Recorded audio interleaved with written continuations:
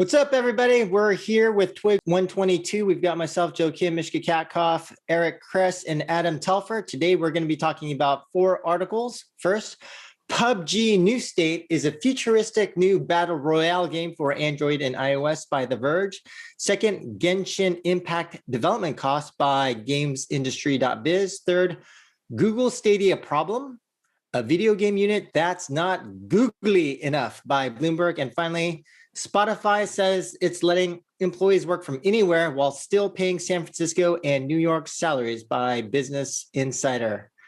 What's up, everybody? Miska, I know your house renovations continue. When's it all going to be done?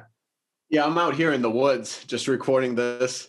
And yeah, it's a lot of work to be done. We moved into a new place, so I'm actually trying to follow Eric's Kress steps and building a little bit of a home gym. I'm not trying to hit 25% body fat, dude. I'm trying to hit like single digits. Yeah, you were doing, when I first met you, dude, you were fucking shredded, dude. I remember that. And no, I don't know what's happened to you. I guess the pandemic, but now you're like a fat guy in the woods, dude. What's going on? It's a startup life, like just straight up ramen noodles and dude, you better get in shape before your wife leaves you, dude. Just saying. Wow. Okay. Okay. Any other? My wife married me fat, so this is what she doesn't actually. She doesn't like the thin. She'd rather have the fat, but you know, I'm working on it. All right. Truth from Eric. All right. Let's move on to updates. So first, just one quick update from me. We actually recorded a podcast on the dangers of vertical integration between ad tech companies and game studios. Just to address the haters out there, part of Hater Nation. But anyway, I felt this discussion was really great and an example of the kind of discussion you will never see at any games industry conference anywhere in the world ever. So you got to come here to get content like that. Link in the show notes. Adam, updates. Yeah, so for WB, I'm actually hiring for senior product positions here in my central product management group. We look over a whole bunch of studios, including HD, PC console, as well as mobile. So anybody kind of looking for a broader experience, kind of taking on a few different studios and a lot of different strategic problems, definitely reach out. But that's the end of my WB spiel. Because now for the rest of it is my own voice, dude, not WB's voice. That's like 2 weeks in a row you're doing public service announcements with WB, dude. I have to. I gotta be very careful. WB paying us? Let's get the HR guys. I don't want Kotaku articles on me. Don't want, especially with you around, Eric. I don't want any Kotaku articles around me. All right. Next one. So last week we covered Valheim. One thing we didn't cover that actually Master of the Meta had an email that I thought was interesting. So Valheim report is published by Coffee Stain. Coffee Stain is a group within Embracer. So I know we've been throwing a lot of questions and critical thoughts at Embracer, but they're getting the benefit of Valheim somehow, right? I don't know what percentage, who knows what the deals are, but still, Valheim was built by this 5-person team, and you know, Iron Gate Studios is published by Coffee Stain, so Embracer is getting some benefit from this. Second update I got is around EA. So there was 2 big news this week. One was that Anthem Next has been canceled. And second was that Dragon Age 4, their multiplayer components have been pulled. So it basically means that EA is backing away from live service being BioWare's future, which makes sense to me, but also makes me sad. It makes sense since, you know, Dragon Age is a synonym for scope bloat. This game notoriously took 7 years to develop in the early 2000s, which at the time was absolutely crazy. But by today's cyberpunk standards, it's probably not that crazy. But then kind of multiply in by adding a live service element to Dragon Age, right? You look at what happened with Anthem, which also notoriously had a very long development cycle, which ended up still being underbaked by the time it was released and panned by critics. So also Avengers recently, live service ambitions, long production, very, struggled on release. So you've got live service multiplied by open world RPG multiplied by COVID, and you've got the recipe for a massive money sink with high risk. So overall, this makes sense. Shift to a more cost-controlled, premium, open-world RPG and build a game that can hit that market as effectively as possible. Don't hyperextend the team and force them to build something that's obviously counter to their culture at BioWare. So hopefully find ways to grow the revenue of Dragon Age franchise through units rather than through live service. Okay, that makes sense to me. It's sad because BioWare will just not be a future-facing studio. They'll continue to operate in their lane and do that as effectively as they can, but likely will shrink over time rather than grow. That's my notes. Eric, I'm gonna offer my thoughts here. I'm really torn on this one because I know what Dragon Age does is they do really well. However, I think BioWare itself has not really evolved with the times, and they're not really building contemporary games. And we're going to talk a little bit later about People Can Fly building this amazing Outriders game, which may not do well, but the fact is that they're actually putting their resources into building the capability of building something like that, like Destiny, like Division. And unfortunately, it doesn't look like BioWare is going to evolve in that way. But the purists that love BioWare will love the fact that they're just going to make the games that they make. And there is a market for that. It's just not as good and lucrative for the publishers. But as I said many times before, is that since Laura Miele took over at EA, she's really kind of changing the studios, not in her image, but with her perspective. So with mobile, with BioWare, DICE, helping Respawn kind of build out their thing. So I think she's doing an exceptional job of making sure that these studios are working well. But the two leaders that left BioWare recently was a really scary thing. So it's like it's not all like roses over there. So anyway, I guess I'm just kind of rambling, but I am a little bit sad that they're not going to make a contemporary game, but I am also excited that what they're going to build is going to be true to what they've done in the past, and hopefully better than the last Mass Effect. Hey, guys, so Anthem next, was that the Anthem refactor out of the Texas studio? Is that what that was? And if so, what's happening to the Texas studio? Are they going to shut that down or? No. I think it was just a 30-person team that was kind of like tasked with figuring out what it would take in order to redo Anthem. Right. Got it. Okay. I don't even, honestly, I mean, obviously I'm very relatively cynical. I never thought that they would actually do it, right? It doesn't even make sense to re-release a game. It's like the same thing that CD Projekt's going to have to realize is that re-releasing this game is irrelevant, right? No one cares anymore. Move on, right? I mean, no one was talking about Anthem. I think you report on this, Adam, right? Like the interest, I don't know, or maybe I read it somewhere, but no one cared about Anthem. Like Anthem was over like a month or two after it was released. Like the memory of the audience is so short when it comes to these type of things. They are anticipating the next thing, not what is had in the past, right? You don't really see many evidence of, particularly on the console side, of games that reinvent themselves. Like this doesn't happen, right? So Avengers, same thing. It's like, stop throwing money at that. Build something else. Anyway, whatever. That's my opinion. I don't know about if Adam agrees with that, but I think it's more about the yearly expansion stuff, right? Like Destiny did manage to pivot themselves away, tweak themselves away using yearly expansions, right? Like Destiny 2's launch wasn't ideal, still did fine, right? But in the case of even Division 2, right, launch didn't go exceptionally well, and then by year 2 they pivoted with the New York expansion. So with Avengers, they could do a major year 1 expansion, maybe pivot away, hopefully fix some of the issues. But both those games, I'm sure, had far more DAUs, MAUs, right? That were continued to play the game. They were engaged, right? I just don't think Marvel or Anthem, like, was anybody playing Anthem? I mean, no way, dude. I mean, like, it was probably in the thousands, right? Like, 2,000 people like were actively playing Anthem. There's nothing to do. So yeah. Meanwhile, I could look at like whatever the MAU charts for that stuff, but it did not. Yeah, I'd be interested in doing. Yeah, that'd be interesting. And in Avengers, I bet that's pretty small right now too. All right. Might be a couple of small updates. So since Adam is hiring people, I'm hiring as well. So Savage Game Studios is hiring in Berlin in the studio. So we're looking for a studio AD, always looking for Unreal programmer, and looking for an office manager in Berlin. So if anybody knows anybody who's interested to become an office manager, we definitely want for one. And maybe someone that'll fix your freaking internet, dude. This is actually Helsinki, so that's true. Anyway, a couple of news. So Game Refinery was announced today that it sold to Vungle. Congratulations to Game Refinery and congratulations to Vungle. I've been an advisor with Game Refinery for over 2 years, and They've done really cool things. So we first built a taxonomy with them, and since then they've been more and more automating how they research game, how they find all these features, and adding more of like personas aspect to it. They've been doing a great job, and it's a really good tool for game developers, and it has become a tool for marketers as well. So there's definitely a synergy between what Vungle is doing and where they're heading.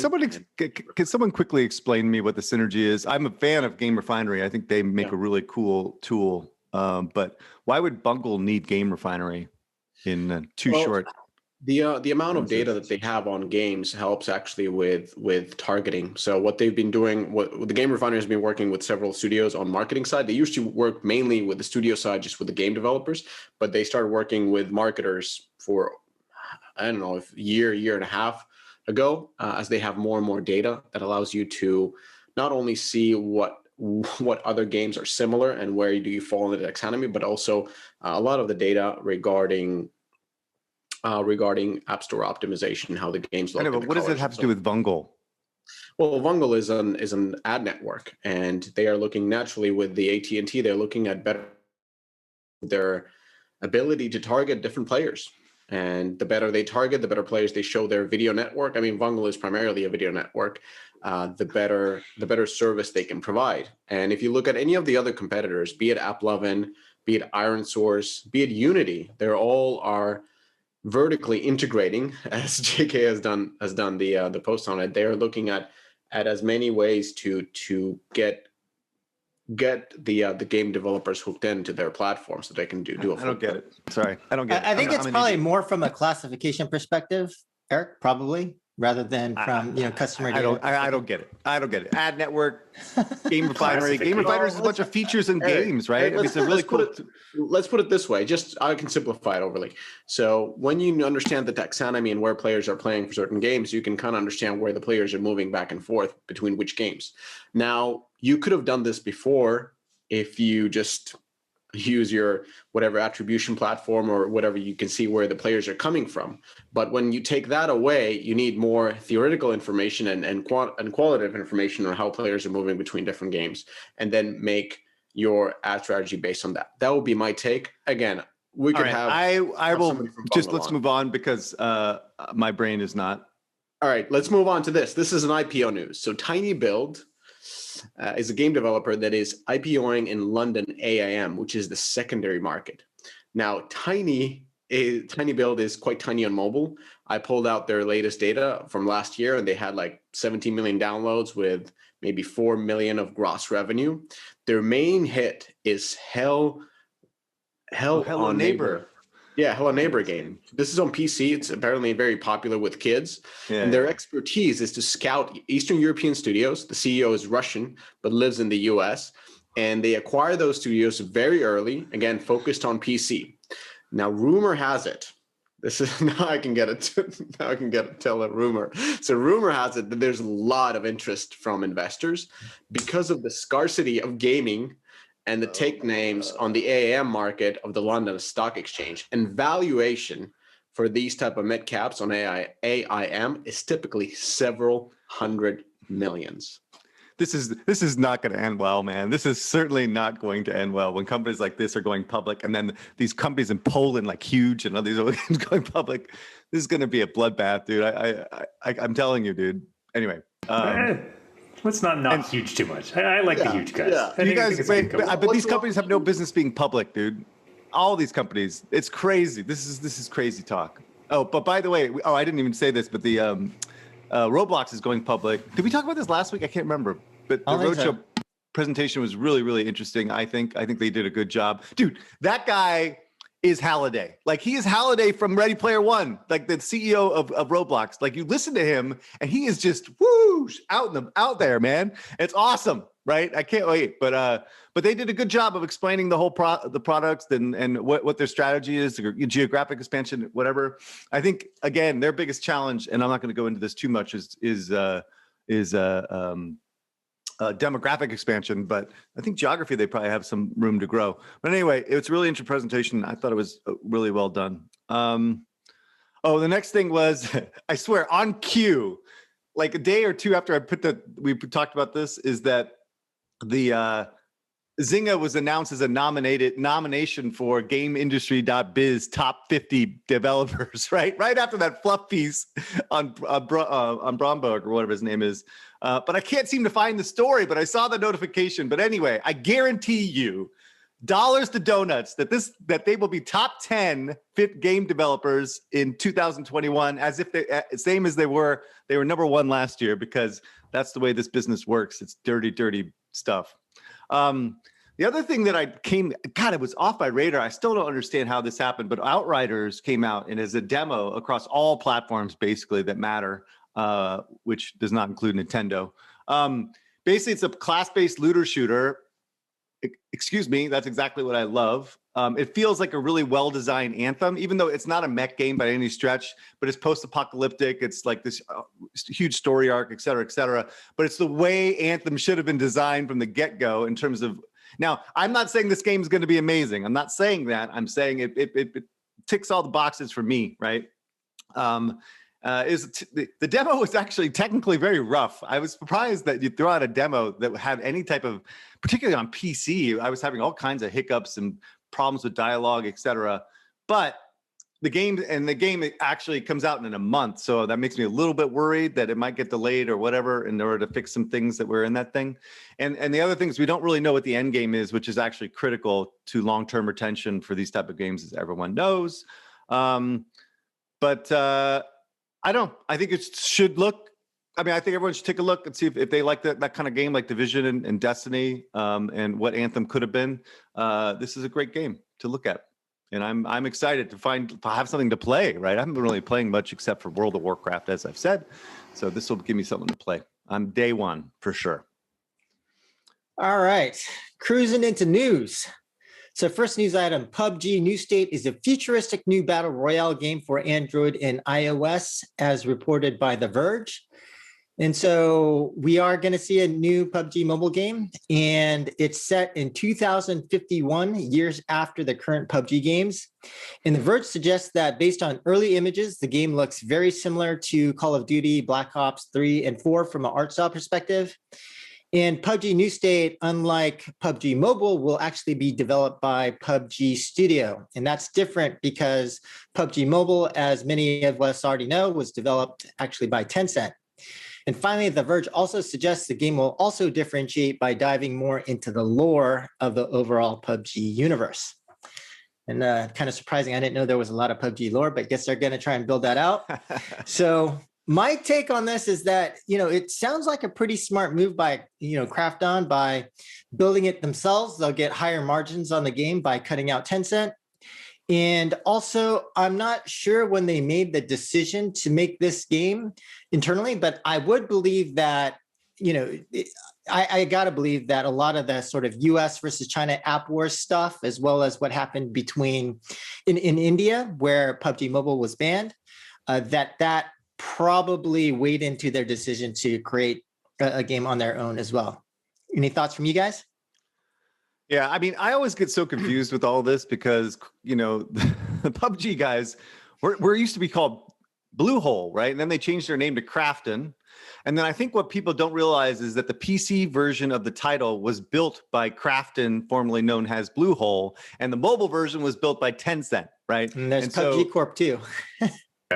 Yeah. What's the PUBG Corp? Is that within PUBG Tencent? Corp is within Krafton, and they're the ones who make PUBG. So Krafton is like Anyway, what the fuck? Just make it consistent, goddammit. Anyway, so just all you have to know is the PC version is being made by Bluehole, Krafton, and the mobile version that exists right now, that's an amazing, well-built title for mobile, is built by Tencent. So these guys are basically Lightspeed and Quantum, right? Like Tencent, but Lightspeed and Quantum. Yeah. Shut the fuck up. Why are you making things so versus Timmy? All right. So what's interesting is, Tencent owns 11% of Krafton / Bluehole, right? And so now they're basically building a game to compete directly with Tencent, which is freaking awesome, right? It's gangster, right? But what I don't know is how good they are going to be building a game on mobile, because the team from Tencent that built that thing was amazing, right? So, and whether or not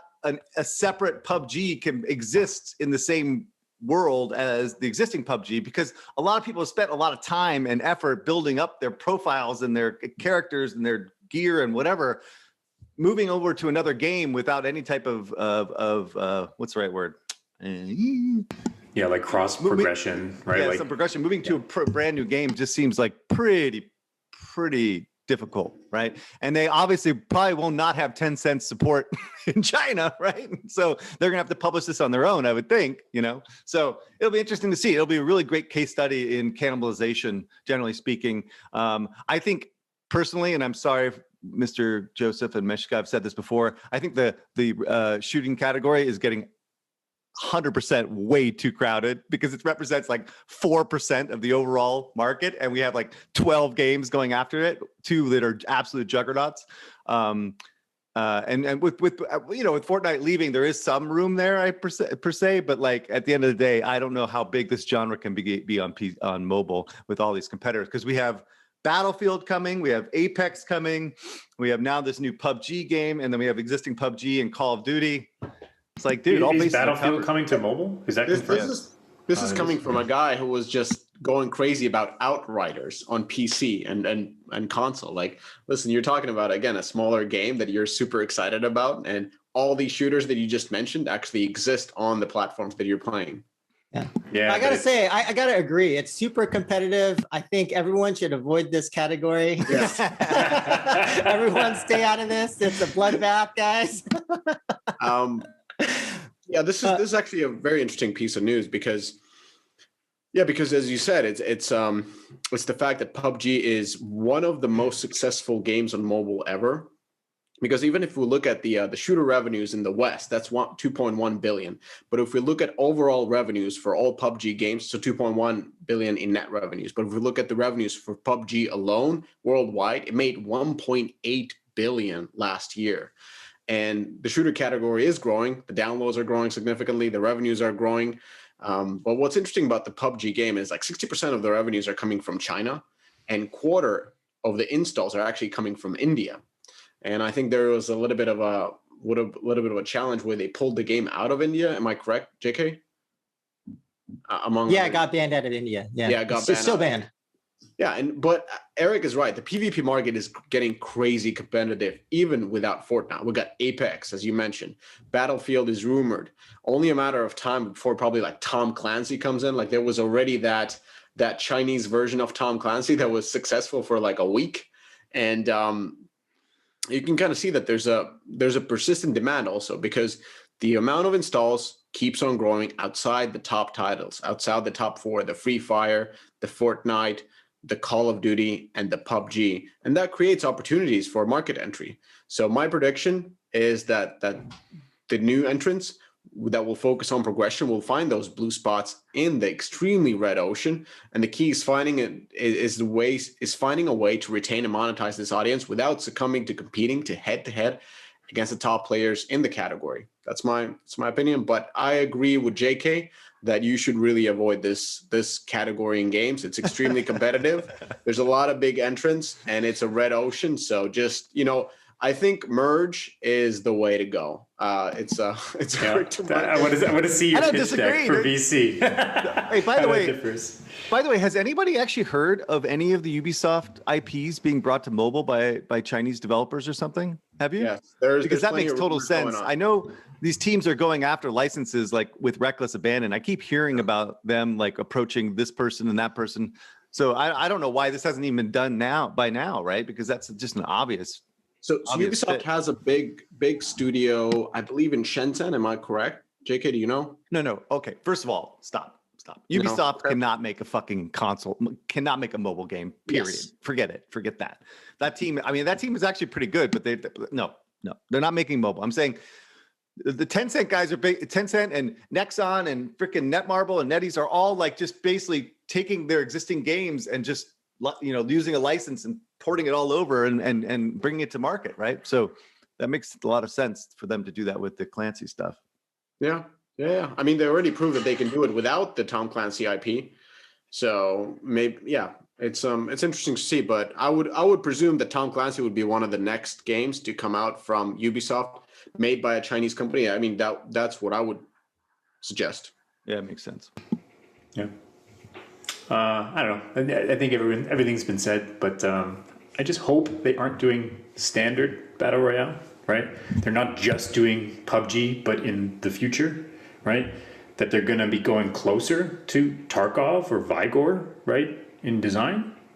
Because I think that could actually give them a leg up in the space. But I think Don't get me started overall, on Vigor, that fucking cottage building game. yeah, it's a nice cottage, right? But like, but I don't know how, like, everything's been said right now, right? Like, this is not Tencent building this game, so we should not be expecting PUBG Mobile level success, right? And like the stakes of competing in a PvP genre fueled completely by cosmetics is massive. So I'm assuming they know what they're walking into because they can look at it on PUBG Mobile.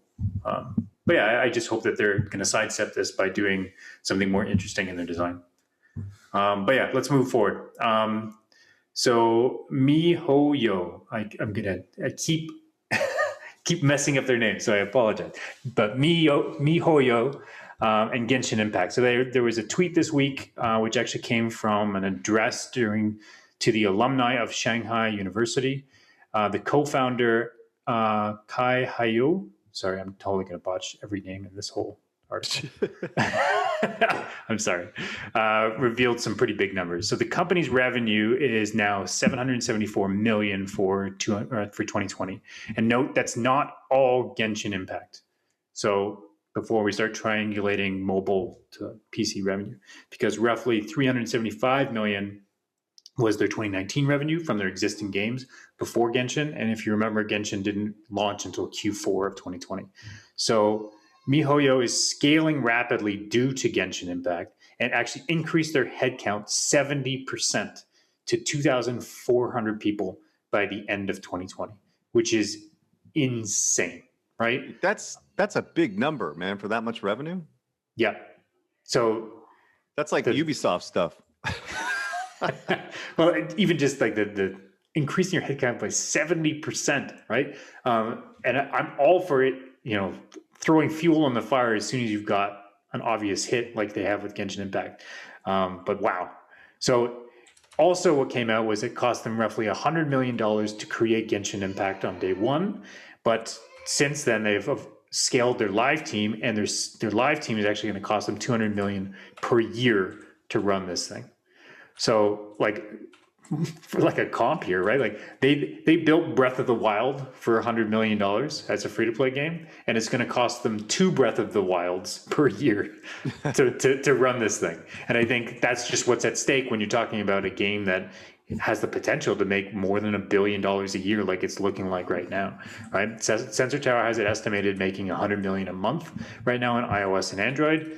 Which doesn't include PC console revenue and doesn't include uncaptured Chinese store revenue. So, wow, that's all I can say.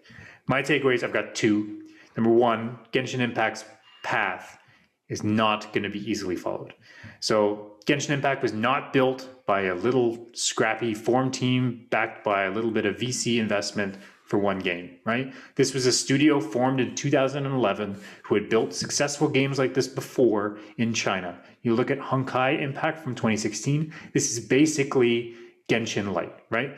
They obviously knew how to build these types of games. And just Genshin Impact was the game that obviously performed absolutely the best, but still 375 million a year is nothing to sneeze at. And this one, of course, is now launched cross-platform and really refined the experience. The Genshin Impact model is not a first game for a scrappy startup. This is a game for a scaled team that are experts at creating AAA content, systemic depth for running a gacha game, and live operations. Like thinking back to that quick update on BioWare, right?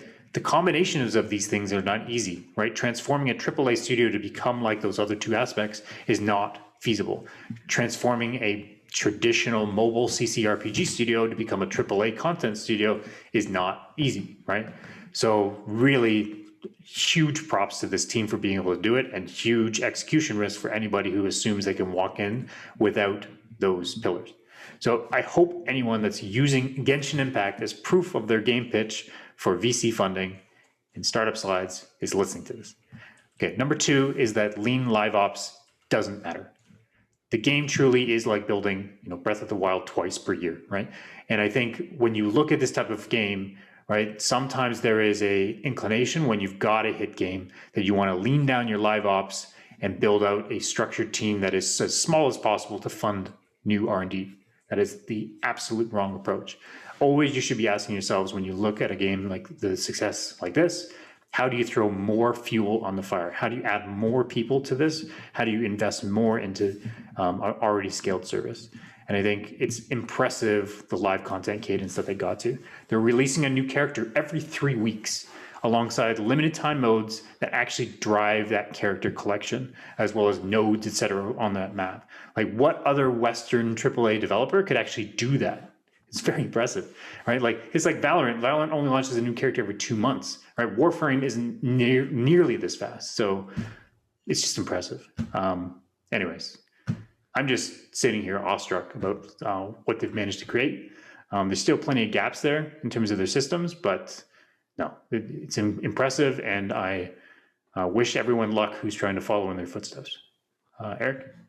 Well, I didn't even hear that. The employee count part, I didn't hear about that. So I just did a little bit of back of the envelope calcs here for a moment here.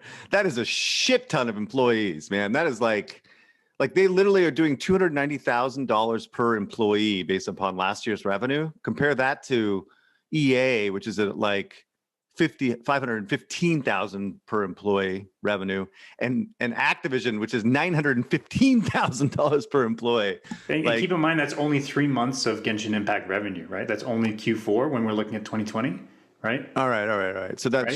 should come up over time, but still, even if you double it, maybe that'll be comparable to EA. EA is obviously not as nearly as profitable as Activision. But anyway, what I was going to say here.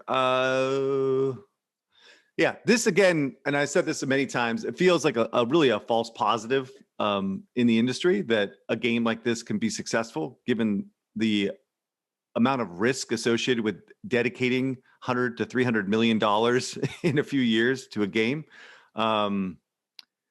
I think a lot of people are scrambling to replicate this type of success, but I guess given the cost of development and cost of maintenance, I think this is going to be a tough road for anyone. And if you look at the market as a whole and you see what's out there, I think there's a lot more lower hanging fruit and opportunities to build games on even cross-platform games that make more sense than this big, massively MMO that requires that much development spend. But I'm more power to them, and the game is amazing. It continues to be really, people are continuing to engage. They're delivering the content, so they're doing a great job of managing what they've built. So, more power to them. So Eric, you don't think this is going to be replicated? I actually think there are going to be other, not Western studios, but other Chinese studios over time that replicate this model. Sorry. Now, there won't be a lot of hits, but I think there will be more. Sorry, I misquoted. Yes, okay. I do think there will be some fast follows in Asia that may actually find some success, but I think for Western developers, this idea would be really solid, right? Yeah. Imagine Activision hiring 2,400 people. Yeah, exactly. in Santa Monica. Well, hell, even 700. 2,400 is not just Genshin Impact. I know, but even hiring 700 to build this and to dedicate, $150 to $200 million in R&D budget, no way, man. That's not happening. But couldn't Bungie do something like this? Yeah. Maybe. I mean, but that it wouldn't be cross-platform. They would focus on PC console. I don't think they would ever build a mobile game, ever. Really? But let's say in the future when mobile devices are, even more capable. It's irrelevant. It's not, capability is not relevant. They're about the feel, like the shooting, right? Like they're all about like that I don't hate to use this word, but visceral like experience of shooting. And if you play Destiny or the old Halos, like it's a masterpiece, right? In terms of control and you can't get that on mobile devices. They're too much purists, but I could be wrong. I mean, they took an investment from NetEase, right? Right. Yeah, NetEase, exactly. That's what I kind of meant. And they have gigantic teams. And they are good. Yeah, but NetEase has no control over what they do, and I actually did a panel with Bitcraft and had the NetEase guy on, and their real strategy is just making investments that they don't really have exert any type of control over what they're doing. Yeah. I am excited for that project though. Yeah. I think whatever they do is going to be pretty amazing. Yeah, the next game that people should be looking out for is Black Myth Wukong. Now, I've heard word on the street and from people in China is that the game is actually like the demo is amazing. I hear there's issues with the game, but you got to imagine another studio, whether it's Black Myth Wukong. I hope that game does well, but at some point another Chinese studio is going to do this, and then can Western studios compete, whether it's, Santa Monica studios or in Santa Monica or, Blizzard or other studios in Irvine. I think just the talent pool isn't there, right? Just amassing 500 people in any of those cities is challenging. So yeah. JK got burned by LA. Is Black Myth Wukong a premium game or is it a free-to-play game? Like, is it a free-to-play MMO like this, or is it something else?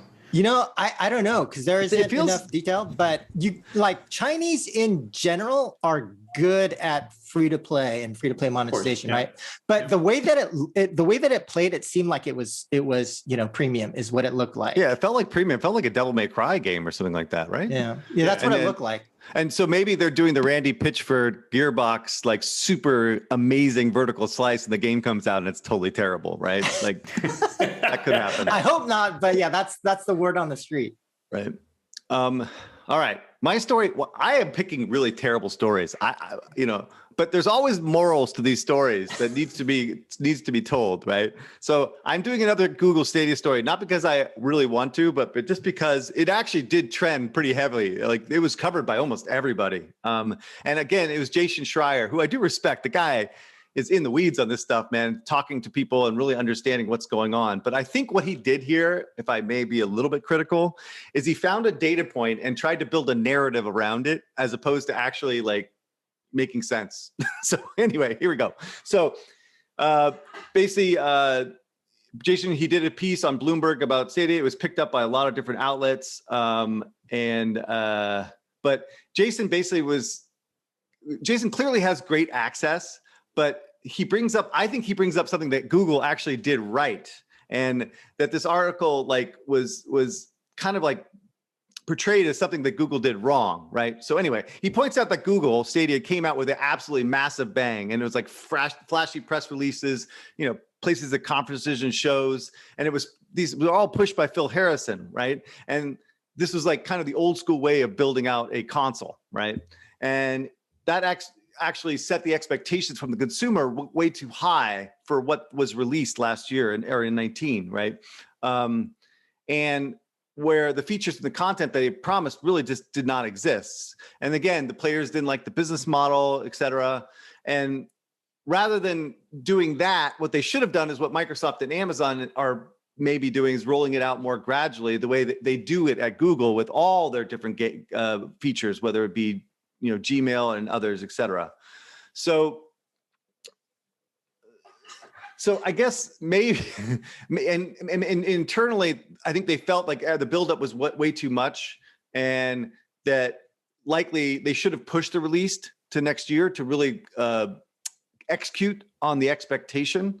And that was kind of what the source was saying that he was talking to.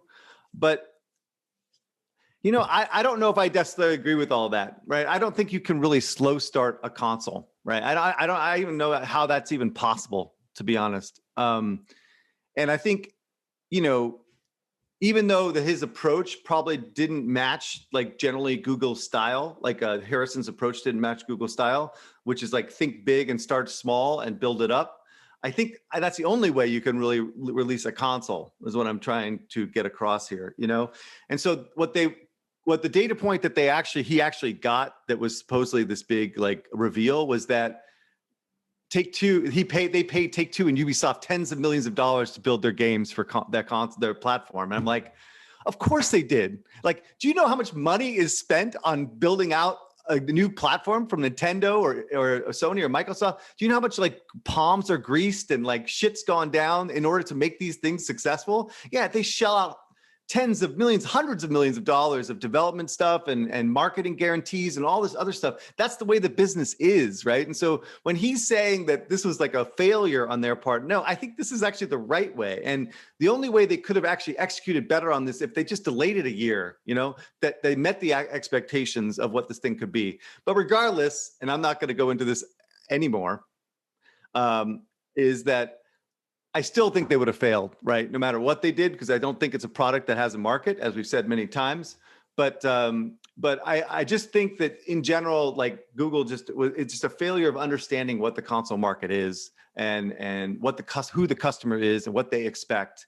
And they just did not have a product that fit the market. So I'm not going to go down this rabbit hole again, but I just want to point out that I think that was one thing they did right. They did have a good set of content early in this launch relative to something that could you imagine having a console that had like 6 games out and then they were just like spoon fed you 1 game per month? I mean, that would have been worse if possible, right? So anyway, that's all I wanted to say about this. I do challenge like you on that though, right? What's that? To challenge you on that, right? Like in terms of this isn't a real usual console release. So I think they could have had a slow and grow mentality here, right? Like if they hadn't set expectations that it was going to be a major release of hardware in, 2019, 2018, whatever. Instead, they went to, okay, we're going to launch a lot, like keep building on what they did with Assassin's Creed. They launched demos for console games. So they work with console developers to put a demo of Cyberpunk and put it online and allow people to play it, right? Make sure they get the tech to the point where at least on your PC, you can use any controller and the latency is not bad when you're playing on PC, right? Slowly grow to the point that latency is no longer an issue. People are pretty happy with the tech, right? And then come out with the hardware launch, right? Like I think they could have had a slower approach, but it still doesn't solve the problem of content, right? Like they still would have had to have invested in those studios internally building games specifically for the cloud, so that when they did this launch, maybe it would have been 2021 instead of 2019 or whatever. Then they could have had amazing content day one, had the big splash. But at that point, their tech would have been built up. They would have gotten at least some, positive sentiment about their technology. Does that make sense? Yeah, I hear what you're saying, but I think they were their back was against the wall to some degree because they hadn't made the investment in building out new content for their platform, which they should have done 4 fucking years ago, right? And so like they had to release something, and they probably were kind of pushed to do so. So I don't know if a slow roll would have helped all that much, but I mean, I hear what you're saying.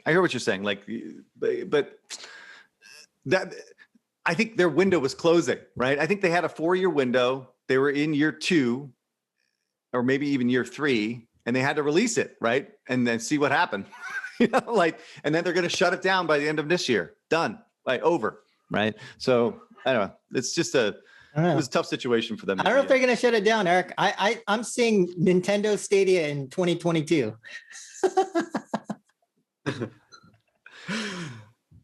All right, let's go to the next article. Don't take the bait. Don't take the bait. I'm not taking the bait. So, last article. Spotify says it's letting employees work from anywhere while still paying San Francisco and New York salaries. This is from Business Insiders. So, a number of major companies have shifted to more permanent remote work policies since the coronavirus pandemic upended a traditional work culture. Shit, I'm losing my words. All right. Spotify is one of the latest ones. It announced its work from home program, which lets its 6,500 global employees choose how they want to work at the company, in an office, remotely, or at a co-working space that the company will pay a subscription for. Facebook announced that employees who are experienced can work from home if their manager allows it. Twitter said that workers who don't have to work in an office to perform their job functions can work remotely. So that's just as a reference. Anyway, I'm quoting Spotify's Travis Robinson, who is the head of diversity, inclusion, and belonging, said in the article that the move would promote work-life balance, employee happiness, and inclusion. For one, it's going to help the company attract talent regardless of location, he said. He also said that there will be challenges managing hybrid workforce of in-person and virtual workers, but that the pandemic has given the streaming service experience in making sure virtual workers feel included in meetings, employee resource groups, and company events. All right, here's my take. I agree with Travis Robinson on offering an opportunity for specialists to move back closer to their families or wherever they can work more effectively. And our boy Telfer is the perfect example of this one. So big cities are, notoriously unattractive for families, which may cause these companies to lose on more senior talent as they move out to more family-friendly cities like Helsinki. All right, stop. Just stop, dude. Helsinki, This is not get some outta public here. service announcement for frickin' Finland, dude. Knock it off. Always down to the background. Anyway, what I will say, the Spotify's approach to remove work is, in my humble opinion, unrealistic and is based on the interview driven more by ideology than actual business purposes. So people in all organizations are, in my view, dead tired of Zooms, Hangouts, and blue jeans. There's no informal knowledge sharing as folks are not having lunches or going for beer post-work. Integrating new employees is really difficult, and I predict companies that have scaled up by hiring virtual employees will be in a bit of a bind when they come when the moment comes when they actually have to work face to face with these people. And once offices open up, we'll see a lot of people going back to offices at least 2 to 3 days a week. So what happens to the remote folk? Will Robinson Spotify put in cameras to watch folks in the office and jump in on coffee table conversations through a speaker? Or maybe there will be a mandate that folks should report about their candid conversation on Slack and apologize for having those without including the workers who work remotely. Now, of course, I'm joking, and it's crystal clear that a diverse and creative organization needs to be on site to work effectively together. And they need to spend time both at work and outside work to become good colleagues. And the fact that folks can have more flow state when they work at home is great. And the fact that the companies are becoming more open to have specialists in remote location is just absolutely fantastic. And I do agree with Twitter's and Facebook's approach, which are much more measured. If you don't have to work in a team, you're going to work remotely. That's great. If you have a specific type of work and your manager allows you to work in a different location, that's amazing. Like, you should do that. But for everybody to have those, I don't even call them privileges, but those ways of working is pretty insane. So I don't know. Don't get it twisted. Like, we had Zoom. It's not a new invention, and we've had it for years. We had Hangouts for years, but every time people have preferred to have physical meetings, and it's really important that people can meet each other. And I love Spotify. It's definitely it has my favorite podcast. 20% of the people are listening to this through the Spotify, but the fact is that Spotify is not the Red Cross. I mean, it's a fantastic audio and video streaming service, and it really gets it's not by sharing the creation of others. So I don't feel that the platform is sort of above criticism regarding this. So I don't know. The question for you guys is like, what are the short, mid, and long-term effects of remote work, and how do you think Spotify's everywhere can work, wherever, whenever, without a pay cut will work in long term? I don't know. You know what my view is? I have a very simple view on things. Everything always reverts back to the normal. Everything reverts back to the mean, right? So we've in this extreme times, and people are doing extreme things, and this work change is very extreme. But when things go back to normal, it'll be just go right back to where it was before, and it may take some time, right? People to get comfortable, but ultimately, the pressures of the social, of not being around in corporate life, like, you're going to miss out on so much nuance as to what's going on. Promotions, like, if you're not there, people aren't aware of you, like, FaceTime is not some kind of invented term. It's like, the fact is, you need to have that kind of exposure to executives and management. And and ultimately, once things are quote unquote safe, they're going to want their people close to them so they can keep an eye on them. Right. So I think a lot of this is just kind of because we're in it right now. And, like 6 months, a year from now, I don't know if this is we're going to see as much, I don't know, remote work as not even close to what the remote level work is now. So that's kind of my take. Adam, you live remote life. Yeah, I'm fully invested in it, right? Like, hopefully WB doesn't fire me in a year or two, because I bought a house here. I'm stuck here. No, but for me, right? Like I'm not in the usual, right? Like when you're talking about a game studio and a game team, I completely agree, right? Like what I felt when I was on a game studio and I could basically just roll my chair back, turn around and talk to the developer, talk to the art director, talk to the team, right? You just can't get that with the work from home that we have right now. We've seen it across like many of the projects that I've seen, right? Where productivity obviously has dropped, creativity has obviously dropped, right? So that's the sacrifice. But I'm lucky enough to be in a role where I'm looking over all these different studios, and I know when things go back to the normal, I've already made, promises and investment that I'm going to have to travel, right? I'm going to have to travel to San Francisco, to LA, to all these different studios to make sure that I've got the FaceTime with people, because I completely agree. Zoom is not a replacement for in-person communication, but I've also been a consultant long enough to know that I personally really value working from home. I find myself far more effective working from home in my type of role than I am in the studio. Even just with the time zone difference that I have now, like I have 3 hours in the morning that I actually can spend building up the documents, setting my mind straight, that I can't do when I'm barraged by meetings as soon as I walk in the door at the studio. So I understand it, but I'm not going to change. I'm fully remote. Deal with it. And that's why I was in the same opinion with Facebook and Twitter, because they've said that with roles where it makes sense, it's actually very good. But to have the whole company do that, I've again, like we have these positive stories, and your story, of course, about working remotely is very positive, and not only for your family life, but also for your effectiveness. It's been tremendous. But then again, I hear so many stories of these studios where, that are not the tip of the spear studios, where there's a lot of people, and I hear about people working for like 1 hour, 2 hours a day, just having their Slack open and doing a bunch of other stuff and not really doing work. And these people are the ones who are what? 1 to 2 hours a day.